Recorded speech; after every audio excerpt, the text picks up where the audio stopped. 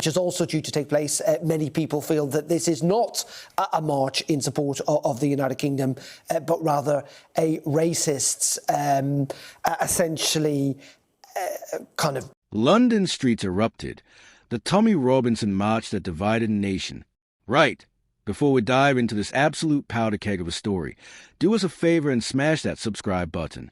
Trust me, you're going to want to stay tuned for what's coming next on UK Connors. Because what happened in London this weekend wasn't just another protest. It was a glimpse into the fractured soul of modern Britain. Picture this: central London, Saturday afternoon. The air thick with tension, police horses charging down Northumberland Avenue, and over 110,000 people flooding the streets in what can only be described as two competing visions of Britain's future colliding head-on. This isn't your typical weekend demonstration, folks. This is a story of how Tommy Robinson's Unite the Kingdom march turned London into a battleground, and why what happened next should terrify every British citizen who values our democratic traditions. But here's what the mainstream media won't tell you, and why you absolutely need to subscribe to this channel for the unvarnished truth. This wasn't just about one controversial figure.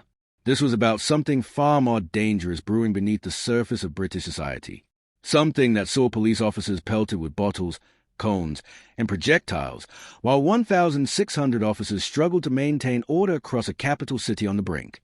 Let's start with the raw numbers, because they are staggering. Over 110,000 people descended on Whitehall for Robinson's event. Think about that for a moment.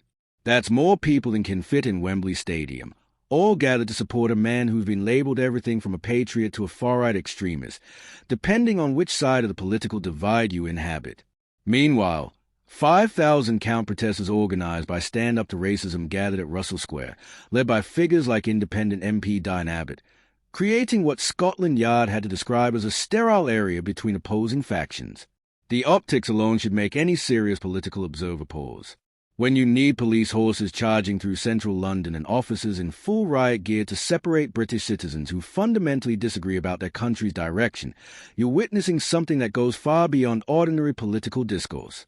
This is tribal politics at its most visceral, and it's tearing at the very fabric of what we once considered British civility. Commander Claire Haynes of the Metropolitan Police maintained that officers would act without fear or favour. But here's the uncomfortable truth that's emerged from the chaos. Favoritism wasn't the issue. The issue was that British police found themselves caught between two irreconcilable worldviews, each claiming to represent the authentic voice of the nation. And if you're not subscribing to channels like this one that dare to examine these fault lines honestly, you're missing the real story of contemporary Britain. The Unite the Kingdom march promised speeches from controversial figures like Jordan Peterson and Katie Hopkins, framing itself as a movement to unify the nation. But unity through division? That's a paradox at the heart of populist politics, and it played out in real time on London streets. Robinson supporters weren't just marching. They were making a statement about who belongs in Britain and who doesn't, about what British values mean in an age of unprecedented demographic and cultural change. Yet here's where it gets truly fascinating, and why you need to stay subscribed for our deeper analysis. The counter-protest wasn't just opposing Robinson, they were opposing an entire narrative about British identity. Stand Up to Racism's march against fascism represented a fundamentally different vision of what Britain should become, one that sees Robinson's movement not as patriotic, but as dangerously exclusionary. The violence that erupted wasn't random. It was inevitable. When you have over 100,000 people gathered to support a figure who spent years claiming that mainstream politicians have betrayed ordinary Britons, and you place them meters away from activists who view that same figure as a fascist threat to democracy, you created a tinderbox. The fact that bottles, cones, and projectiles were thrown at police officers while protesters attempted to break through security lines tells us everything we need to know about how deeply these divisions run. 9 arrests were made for what the Metropolitan Police called unacceptable violence against officers, but that number feels almost quaint given the scale of what unfolded. Our reporter on the ground described scenes of Unite the Kingdom demonstrators attempting to evade police lines and reach the counter-protest, backed by dozens of police horses and more than 100 helmeted officers on foot. This wasn't civil disobedience, this was organized confrontation. The image of police officers with batons drawn, trying to hold back thousands of protesters while beer cans flew through the air and flares were lit in the space between opposing groups, represents something profound about where British politics has arrived. We're not talking about peaceful disagreement anymore. We're talking about two tribes who fundamentally cannot coexist in the same public space without state intervention on a massive scale. What makes this particularly chilling is how normalized this level of division has become. The fact that Scotland Yard felt compelled to deploy 1,000 officers specifically for these demonstrations, with over 1,600 more on duty throughout the city, suggests that authorities fully expected violence. They weren't hoping for peaceful protests. They were preparing for civic breakdown. And they got it. The international dimension adds another layer of complexity that mainstream coverage has largely ignored. Robinson's march explicitly referenced Charlie Kirk's murder in the United States, connecting British grievances to American political violence. This isn't just domestic unrest. It's part of a transnational movement that sees Western civilization under existential threat. Whether you agree with that assessment or not, the fact that tens of thousands of Britons are willing to take to the streets based on that worldview should concern anyone who cares about democratic stability.